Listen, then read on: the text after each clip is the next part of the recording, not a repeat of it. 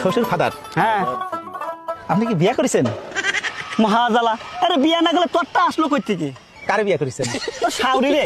তো ঘরে ঘরে আত্মীয় হয়ে গেল না, বাইরে বিয়ে করলে তো একটা নতুন আত্মীয় বাড়তো। ওরে আল্লাহ রে, তুই চুপ কর চুপ কর। শ্বশুর ফাদার, হ্যাঁ এই যে এত বড় নদী, হ্যাঁ। ওই যে দেখি বিল, তা হ্যাঁ। কি ডাকাটি ছিল? তোর বাপ কাটিছিল।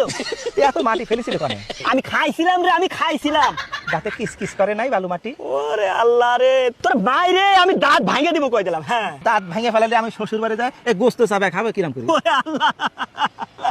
শ্বশুর ফাদার কি হাসতেছেন? না না না, আমি কাশতেছি। আমি ভাবছি হাসতেছেন।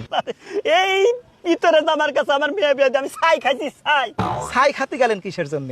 আমার কলি তো 2 বস্তা চাল পাঠা দিতাম। তোর মাইরেই ফলাবো কই দিলাম। হ্যাঁ খালি আমারই দোষ না, আপনার মেয়ের যে খালি আমার কাছে টাকা চায়। কয় টাকা চাই? কয় টাকা চায়? আজ 1000, কাল 2000, পরশু 10,000 টাকা চাতে চাতে আমার ফকির বানা ফেলা দিল। ওরে আমার মেয়ে এত টাকা দিয়ে করে কি?